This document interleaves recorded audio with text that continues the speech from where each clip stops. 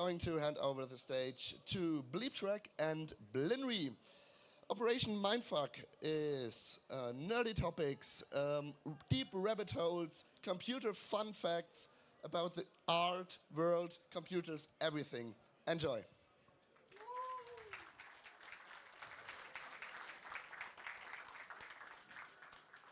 Hello, hello. Thanks for the introduction.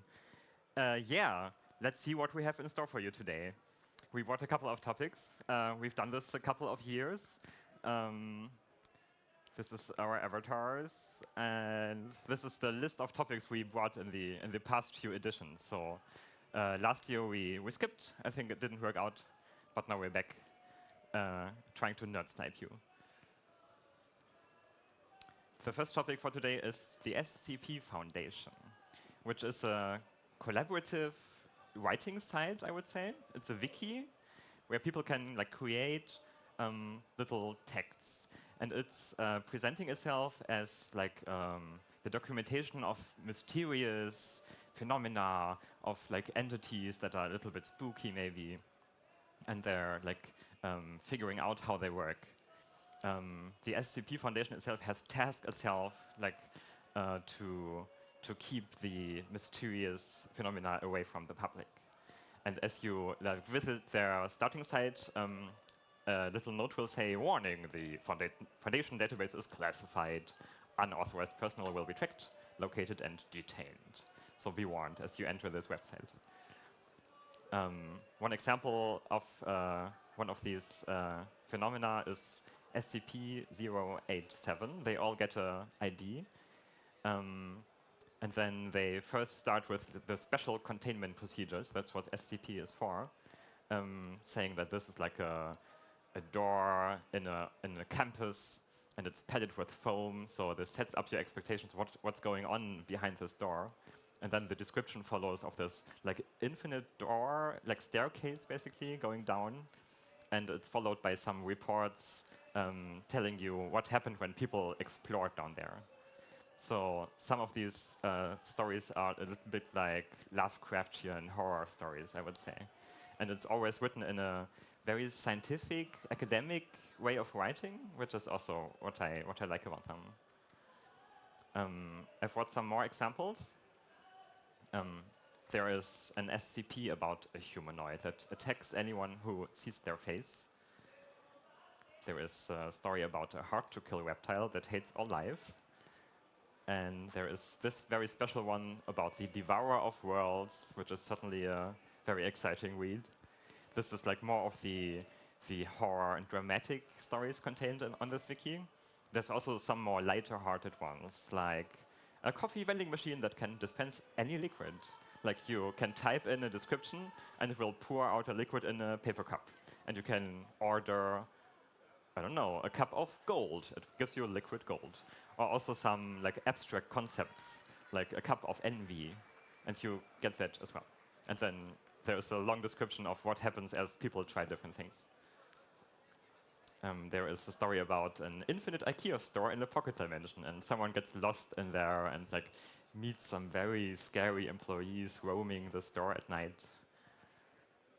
And I like this one a lot. SCP-055 is an anti-meme, which means that anyone who learns something about this entity immediately forgets everything about it again. So the description says not a lot about it is known. It's known that it exists, but all attempts to figure out more have failed.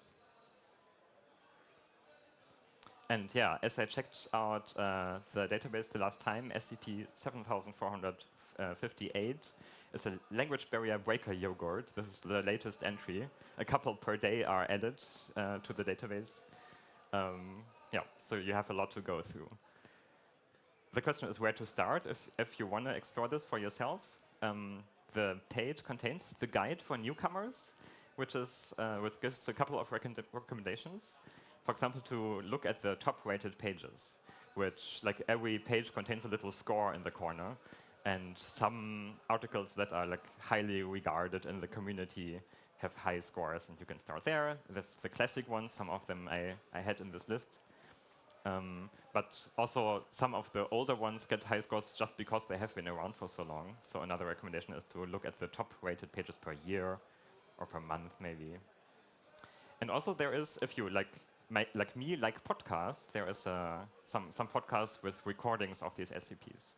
The SCP archives is one I really like, but there are many more, and you can find them on the wiki as well. And with that, I hand over to Lina. Hi. Also, hi from me. Thanks for the first topic. So for this segment, I would like to introduce you to a little project that occupied my free time most of this year so far. So the header is this a car? Good question. Is this a car? Oh no, the video's not working, blinry. It's not playing the video? No. Oh. Should we try to activate it?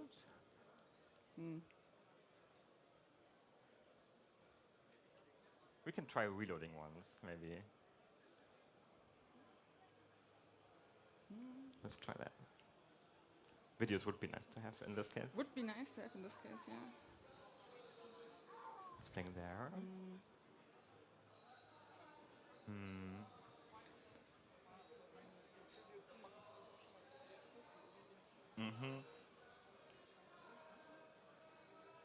Let us quickly try to figure out how to make the videos run. We could look at that, for example.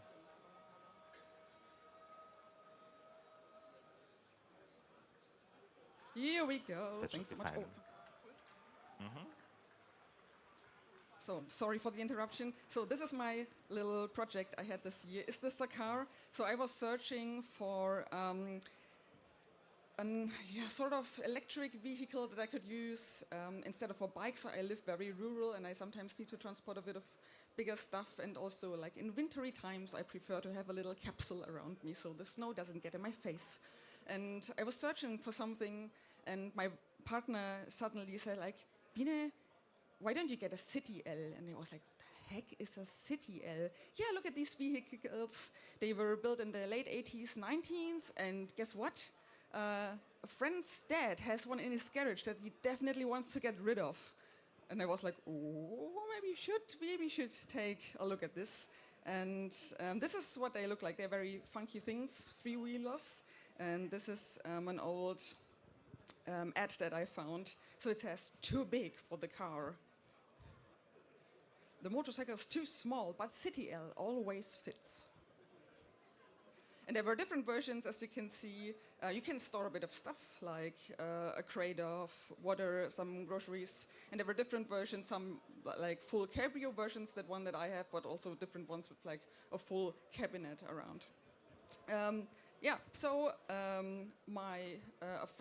friend's dad really had one in his garage. This funky, nice yellow thing. So we took it home and tried to get it back on the streets. So it had a little slumber for 20 years. That is quite a long time. But we managed to do it. So if you take the hood and the backside off, you can see this. So there's a little forklift motor in there. This is the whole thing that it runs on. And at the time, it ran on 3 lead-acid batteries. And the owner already upgraded it to 4, so it can get higher speeds. And the nice thing is, because it already was electric, there's not so much to do to get it back to work. Basically, you need new batteries. And you can put in nice LiFePO 4 batteries instead of lead acid. So you have a modern type of battery in there. But then you also want to change a few other things. So for example, you want to know the state of charge, or you want to know more about the current that is drawn. And there are very cool modern things to do this, like this smart shunt that we put in. That is all the measurements. You have a little nice display. It can also have a Bluetooth connection, very modern for this little car. And the other electronics are basically stored away under the seat. And as you can see, when I open it up now, it's pretty empty because we ripped out most of the old electronics that are not needed anymore. So this is what it looked like at the time. There is a bit of empty space.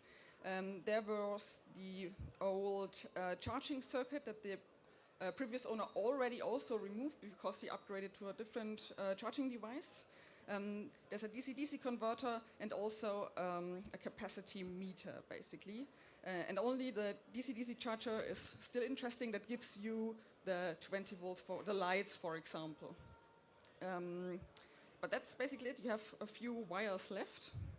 And you can throw out most of the old stuff. And this is all the electronics that we managed to rip out of this poor little thing.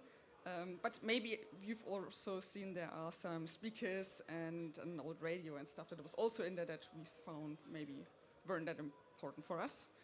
And then it was time to go to TÜV. TÜV is the German road permit that you need to be allowed to drive on there. So this is my actually drive to TÜV. I was incredibly nervous. I think I've never been that nervous in my life. And I decided there are two ways this could go. I can either like make phone calls and ask them on how I should renovate this car and stuff.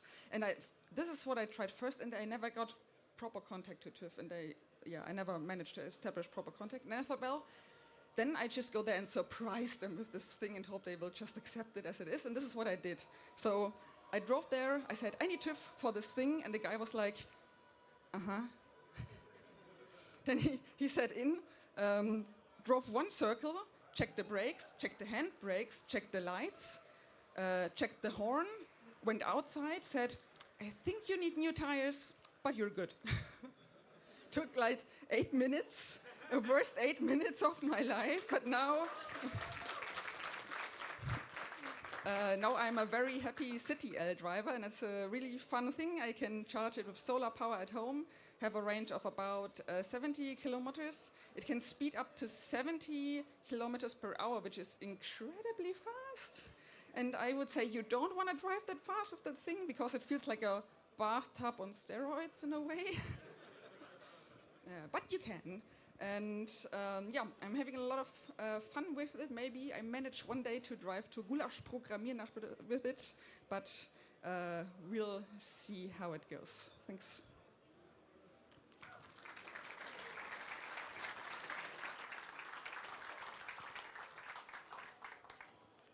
Our next topic is synthetic biology. A couple of years ago, the MIT Media Lab offered a course and did a special experiment where they opened it up for the general public. It was called How to Grow Almost Anything. And like you could join over Zoom, enjoy all the lectures, do the tasks that were given to the students there, and learn about a lot about like low-level biology. Here's an overview of like the course topics. For example, it went about how to produce DNA strands.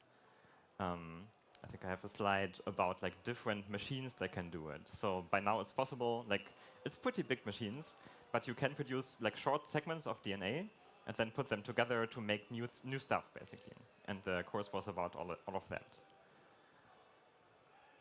And one of the questions then comes up if you like are in a field like this is how few parts do you need to construct a working cell, which is called the Minimal Genome Project. And scientists put in some work trying to find this minimal cell. They started at another like bacteria that is relatively small. Like this is like a bacterial parasite, which has like about 1,000 genes. And what they did is to like on purpose disable all of the genes one by one and see if the bacterium still grows, to figure out which ones seem like the important ones. And then only at the end keep the ones that were required for growth.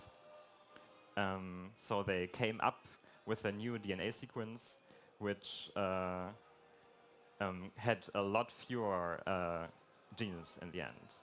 This is like a size comparison of E. coli, that's the big box, which is already a simple life form.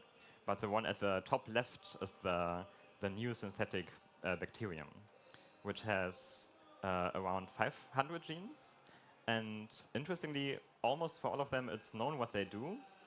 On the other hand, like for around 100, they have unknown functions. So they seem required, but people still don't know why. people have like figured out most of the metabolic pathways, like the bacterium gets stuff at the top and like outputs stuff at the bottom, and people know how that works mostly. So at the end, you had these bacteriums that like grow these spherical shells, like double in around 2 hours. And it's the smallest genome of any self-replicating organism, which is pretty amazing.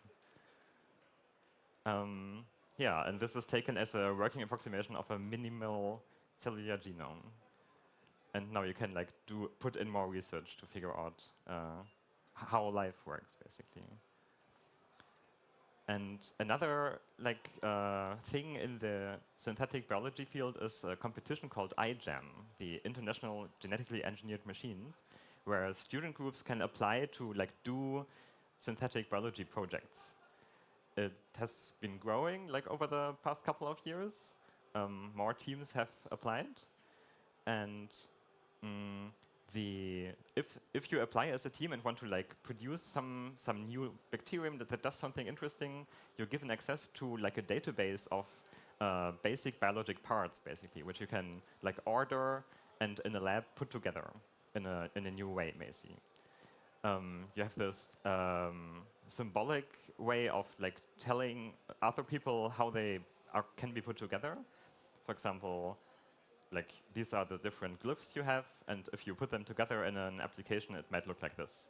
And it will say, okay, if this substance is here, it will activate this other pathway, and in the end it will output something. And I looked into the database of parts they have, and like wanted to show you a couple of examples. This one is a protein that like glows green in the dark, taken from a jellyfish. This one smells like banana, interestingly. So you could like produce a life form that detects something and then it outputs banana smell. And another category in the database was about cell death. So there is a bio brick that triggers the death of the cell if it gets cold. So if it gets like room temperature or something, it will just die. So people can make sure it doesn't escape from any situation. And here's a list of like actual like applications in this iGEM. They like a team made a bacterium that breaks down oil pollution. Another team like extracted genes from a dandelion to make rubber in a new way. And another team produced the venom for killing spider mites and called it dynamite. Like it's a pest for many plants, I think.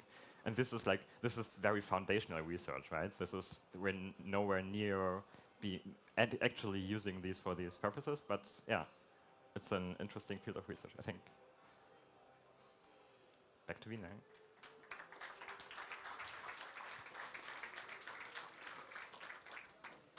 So I recently stumbled upon an interesting way to encode numbers, I'd say. It's called Cistercian numerals, and it's a way to write numbers between 1 and 9,999 in a very condensed way, and it was used in the, I think, 19th century, but not for arithmetics, but more like for like writing years or writing page numbers and stuff. And yeah, let's see how this works. So it always starts with one vertical line, and it has spaces around to encode the single digits. So one space is always a square, and in one square you have the digits. So let's see how this goes. So for 1, you have, for example, a line at the top of the square. For the 2, you have a line at the bottom of the square. What else could we do with squares? So we can draw diagonals, for example, for the 3, other diagonal for the 4, a fully connected triangle for the 5, line on the opposite side for the 6, open triangle for 7 and 8, basically, and a full connected box for 9. So don't worry, you don't need to remember of this. I will give you little hints later on, but just that you have seen the whole collection. And now we need to think about how can we condense numbers with up to 4 digits. So we take 4 squares. That's quite easy. So the second square is the first square flipped. So that's the second place where a digit can go. And then, of course, we can also mirror this to the bottom.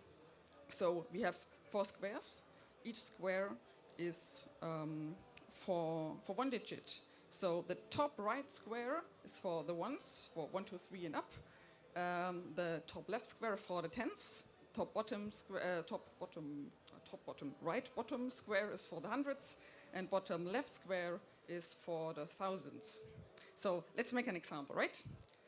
Okay, let's check this out. So let's start from the smallest numbers up. On the right top square, this is where we have the smallest numbers, and this is what would you say? It's a 2, exactly. So, and now it gets a bit tricky. We check the top left square, but remember, this one is mirrored. So which digit is this? 4, exactly. So we have 42, which is 42. Okay, let's try another one. A bit more complicated. It's maybe we start with like an actual number. We start with the thousands. Which one is this? Remember, this is flipped to the bottom. Exactly, that's 1. Okay, next one. So we have 1. Then we go to the hundreds. Yes, 3, exactly. Then we go to the tens. Another 3, exactly. And the last one, the ones, that's the easy one. Exactly, we have 1, 3, 3, 7. That's lead. Very nice. You're very good at this. And I have one last one that we won't solve today, but maybe either for the people in the stream you can pause, or for the people here you can do a little photo. I have this one. This is a bit tricky one. And I thought, why not do binary? So this one also has zeros, there's nothing. So maybe you want to snap a little photo. I think we are not so quick to decipher. And next little hint is it's binary and it's ASCII. So if you find it out, maybe, I don't know, write us on social media and tell us your solution.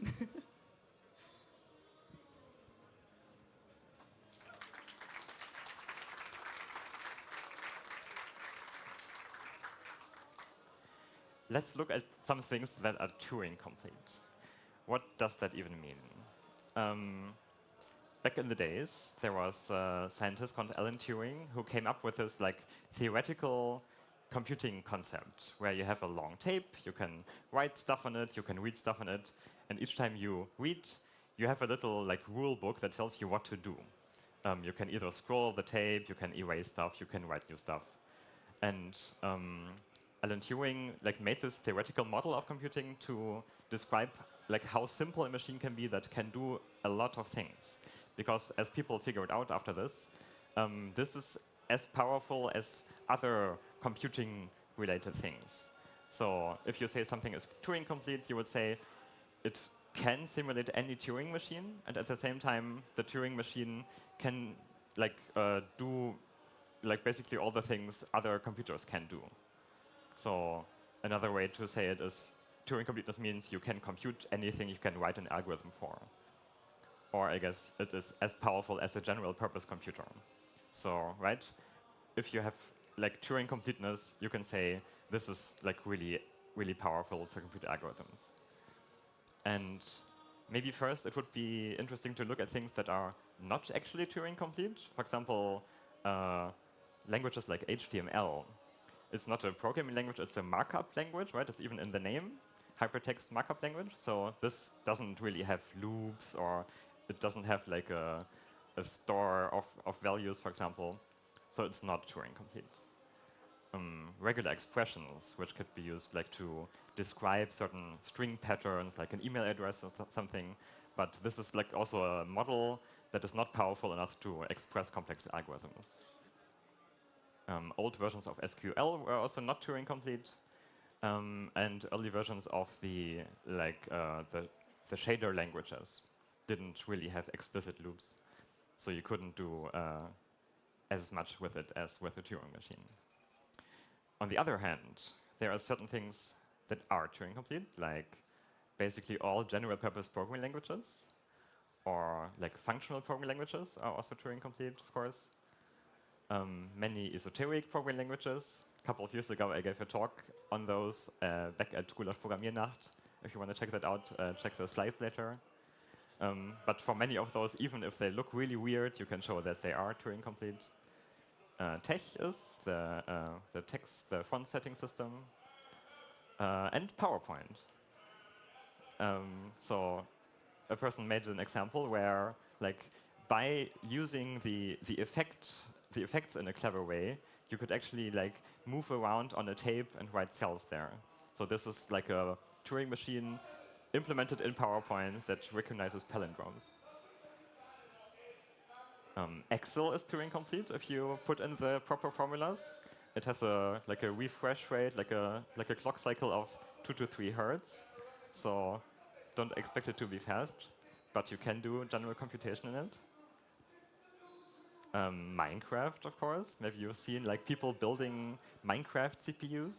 This is apparently a quad-core computer. Yeah, using these redstone lines, which can implement logic. And also on CPUs, I had heard that instructions like jump if not equal are Turing complete. So by only using that instruction in the assembly language of a CPU, you can do any program. But apparently also just like the command for moving things around is Turing complete if you do it the proper way. Habbo Hotel is Turing complete. People have apparently built Turing machine simulators in Habbo Hotel.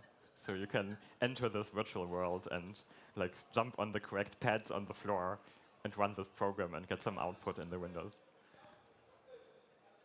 And finally, Magic the Gathering is Turing complete, the card game. So there is a paper on this. It's pretty long. It's a good read. There were these authors who like implemented a very certain, like they put together a deck for like a specific tournament formulas, where you have like this very specific cards for different purposes. You also have to be pretty lucky to draw the correct cards in your first hand. If you don't do that, you cannot use this approach. But if you do, you can set up like a tricky way to generate infinite mana, and then like the other cards for setting up certain things. There is a video on YouTube of a person like giving an example demonstration of this, like in an actual game where they set up this Turing machine. And I love this a lot. This is the moment where he says, "Now I play this card combination, so you discard your entire deck." And the opponent sitting next to him at the table looked like this.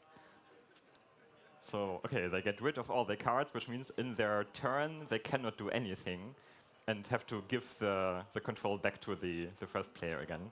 And then, like, by following a certain set of instructions, he sets up this tape, and you can put counters on it. And then somewhere in the deck, there's the instruction set telling the Turing machine what to do and how it works. Pretty great. A short slide of more things that are Turing complete. Dwarf Fortress, the ASCII art cave building game. Minesweeper, if you do it on an infinite grid. C++ templates. The command line tool set for string replacements. JQ also for format and JSON values. Conway's Game of Life, right? You can like put in the correct cells to like simulate Tetris. I think I've seen that one.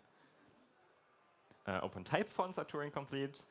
And Doom, of course, is also Turing complete. Some certain have made certain like very custom Doom levels where you step on platforms, I think, to activate certain things. And printf. Here's a program I brought for you today, which, if you look very closely, maybe also later in the recording, at the very bottom there is the main function, and it has a while loop, and inside there is a single call to printf with a very weird format string. And if you run this, you get a game of tic-tac-toe. It was I think it was an entry for the obfuscated C contest in 1 year. That's all I have for you.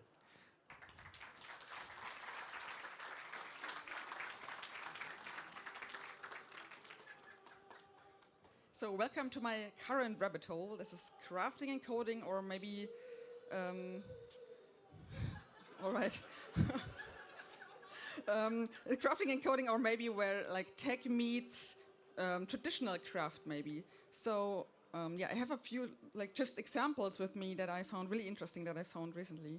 And this is the first quick thing. So what language is this? I think a lot of people might.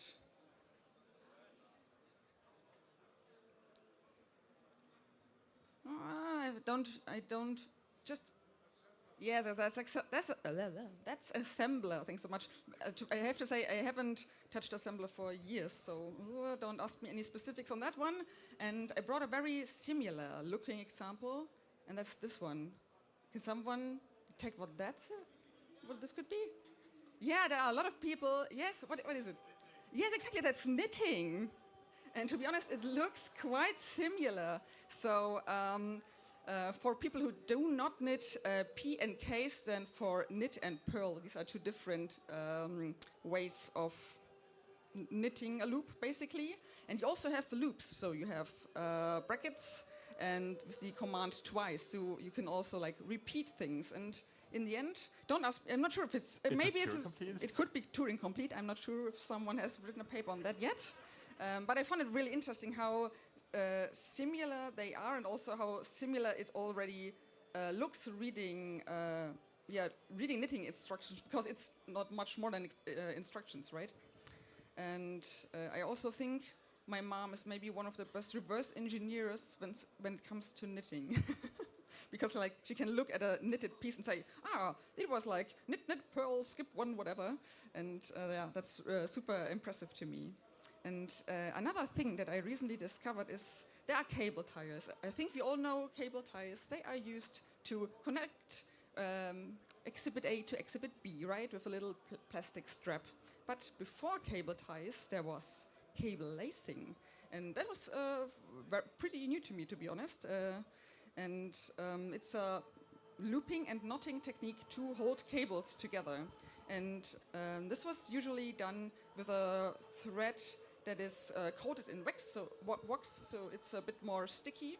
And Connections Museum has a really, really nice, pretty long instruction video on different types of cable lacing knots that you can do. And this is the standard one. So you start with a loop and a knot, and you go a few centimeters down your cable bundle. You make a loop and guide the end through that loop so that it forms a knot on connects there. And you can also, as you can see here, you can branch off cables, you can introduce new cables to that. And it's a very nice continuous technique. There's also different kind of knots like this one that is also more continuous. There are also ones that are very separate, more like traditional cable ties, so where you only like connect certain points. And I'm pretty sure if we ask kinky geeks, they might even know more cool knots that one could try on cable lacing. And it is also being used on I think it's one of the Mars rovers. And I find this very impressive, and I would like to see cable lacing come back, to be honest. I find this a really cool and impressive way. And then I researched further on what techniques there are that utilize traditional crafts in a way. And we can, for example, check out core memory. This is a random access, historical way of random access memory.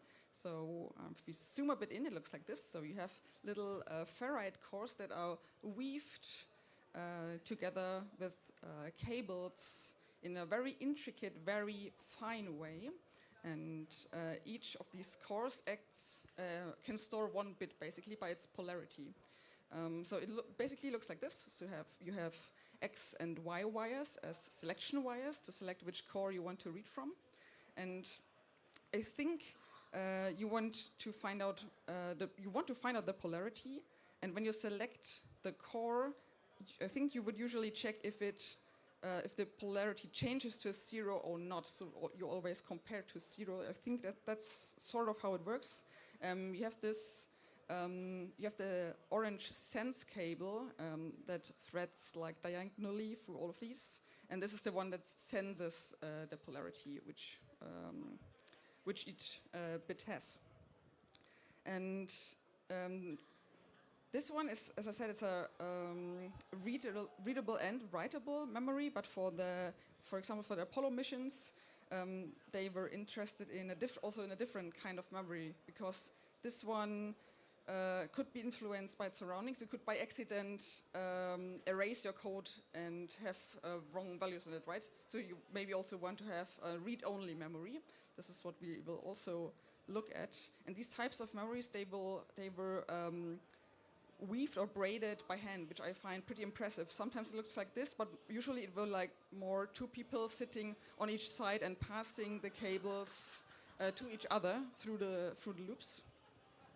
And here's also an example. And from what I read is that they were also called LOL memory, little old lady memory. I'm not sure if this is like more, if this really happened or not. Was just a pretty curious fact, but I found it like astonishing that this was done by hand. And when there was a wrong thread, a wrong cable detected, they usually just snipped the ends off and left the cable in and threaded a new one in, because it was so intricate that it was pretty hard to remove again if you had like a bug weaved into your memory. And this is an example of a corded memory that is fixed, and this is only readable. And this one works a bit differently. So instead of having XY threads to select a core, you have these inhibit lines that select. You have the sense lines that select from which core you want to read. You have the one line that induces power into the cores. You have the inhibit lines, and these encode the bits. So if they go inside of the magnetic ring, they encode a 1, and if they go outside of the loop, they encode a 0. So by weaving it in or out, you encode your bit sequence, basically. Very impressive. And if there's someone who has more information on these cool weaving memory things, let's have a talk afterwards. This is my current rabbit hole, and I'm just like scratching the surface on this. Thanks.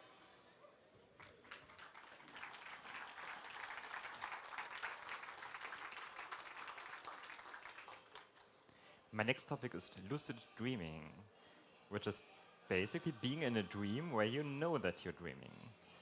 And I wanted to ask all of you, who of you like ever has made yourself wake up from a nightmare because you didn't want to have that dream anymore?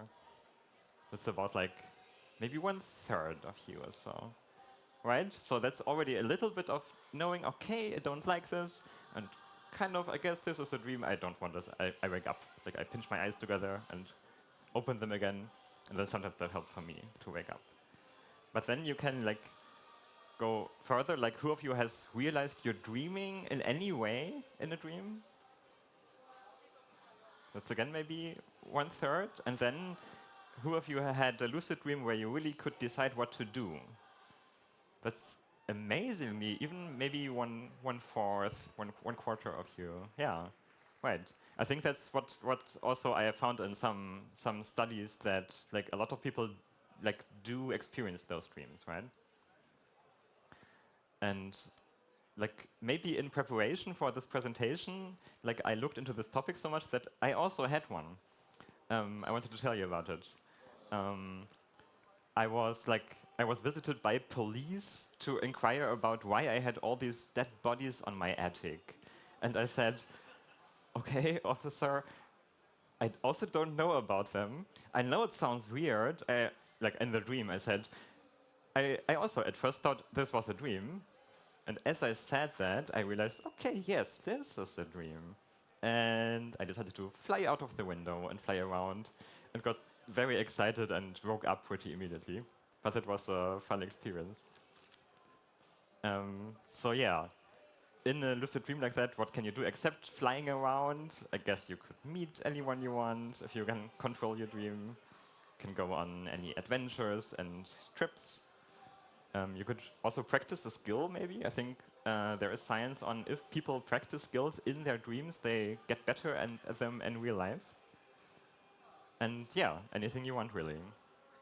And like in preparation, I've also found this paper where people actually used lucid dreams to communicate with sleeping people, which I find pretty interesting. So a person has a lucid dream from outside in the lab, maybe scientists could ask questions via audio or something.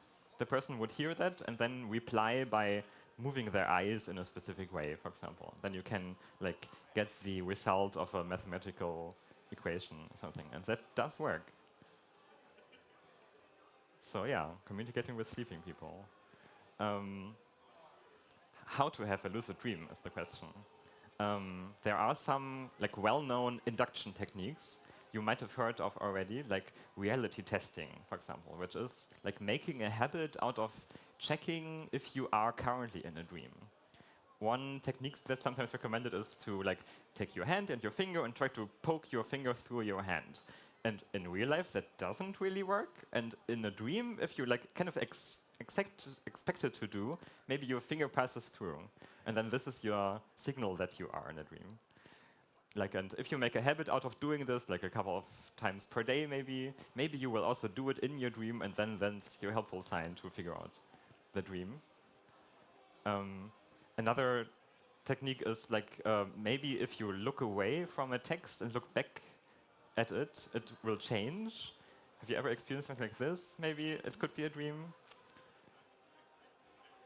You could keep a dream diary also, like just to make yourself more aware of which dreams you have and of certain markers in it. Maybe you have like a recurring pattern of your dreams, and that might help you to recognize them.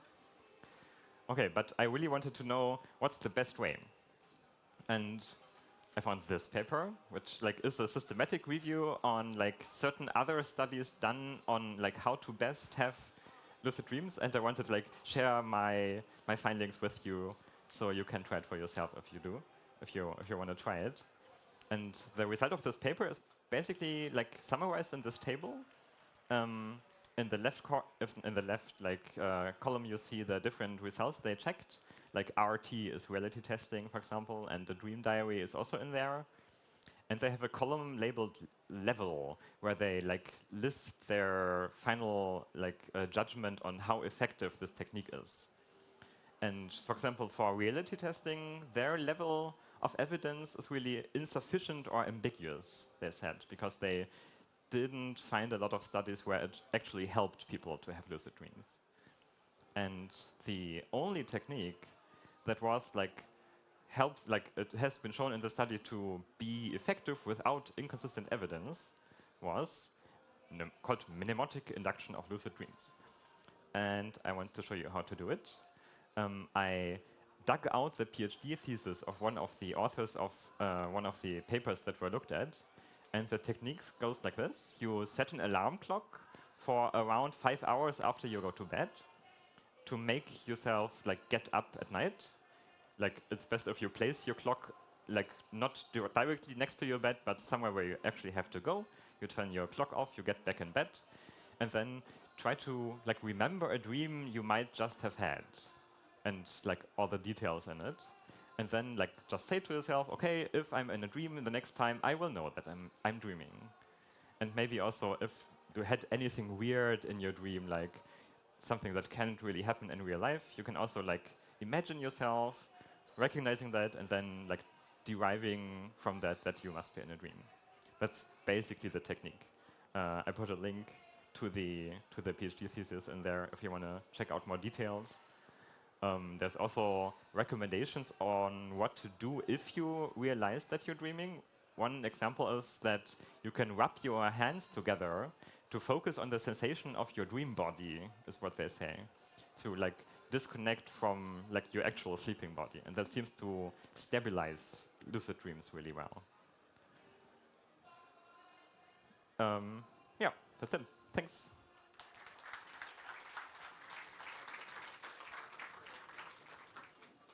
So I want to tell you more or less my favorite story of the year. Disclaimer, this is not my story. This is Nolans' story from AO Games. And he made 1 million checkboxes. And that thing went sort of viral, and I'm wondering if someone of you used it. Yeah, Oh yeah, I see a few hands go up. Okay, that's nice. For the ones who didn't use it, this is what it looked like. It was a website with 1 million checkboxes. And the idea is that every checkbox should be checked in the end, and it is shared, so it's synchronized between everyone who's currently on the page. That's the idea, that's it.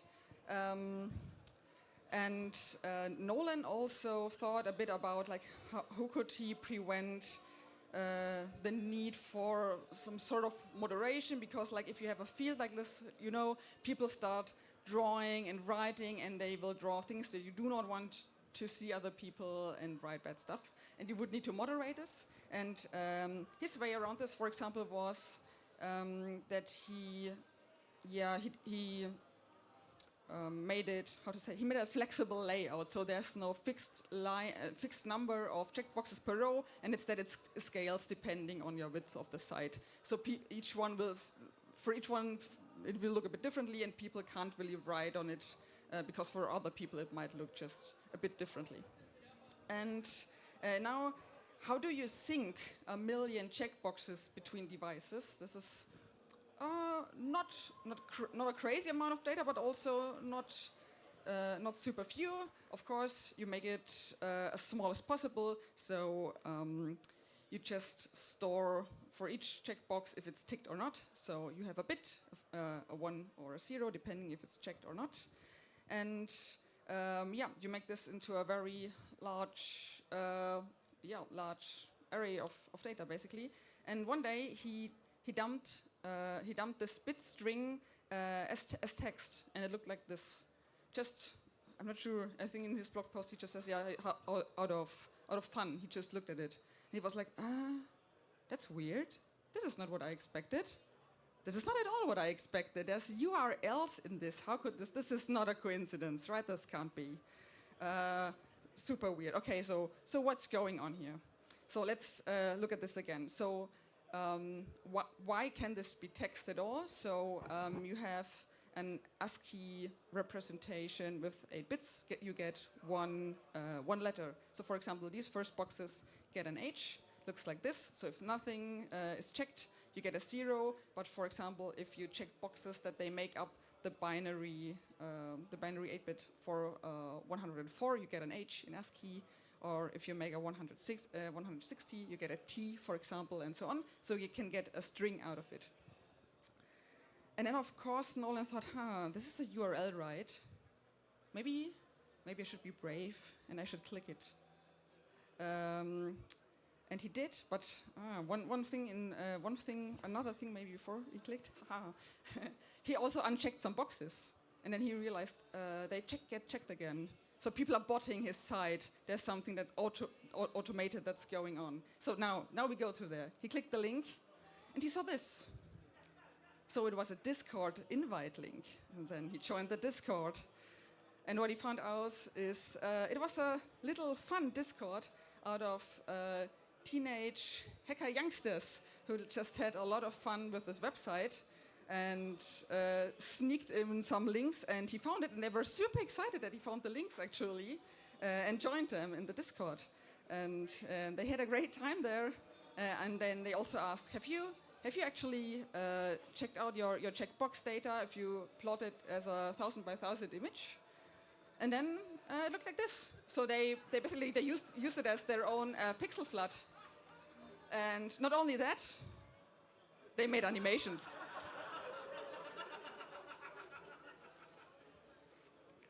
And I find this like super impressive. So please check out Nolan at AAO Games. And I think to sum this all up, we can say the kids are all right.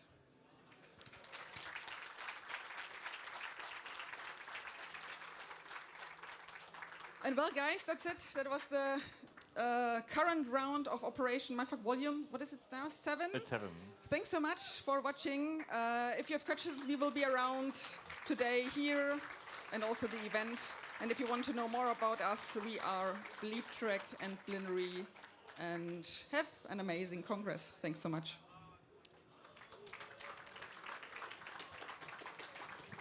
So we have a few minutes left for questions. There aren't any questions. Oh, our signal angel has a question.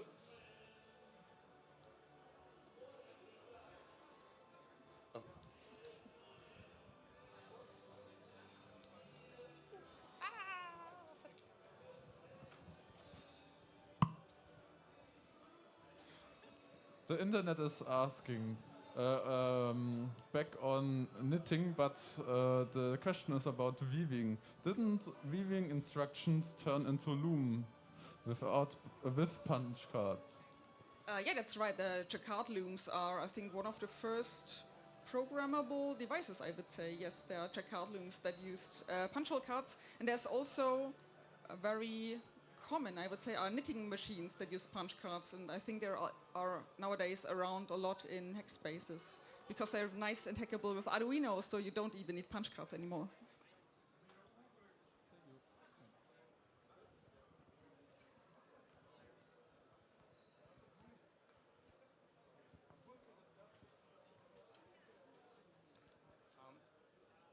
Perhaps less of a question, but more of a remark.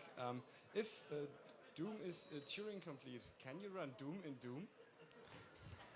It must be possible, yeah. We should be able to like run a VM in Doom and then do Doom on it, yes. Very, very, very slowly. So, are there any more questions? By the way, little hint, if you want to try a very funky version of Doom, blinry a few years ago made a sort of Doom version that just is rendered by HTML sliders.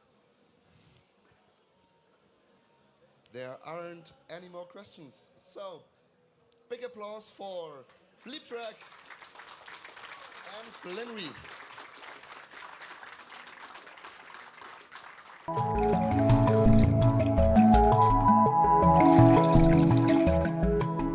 Thank you.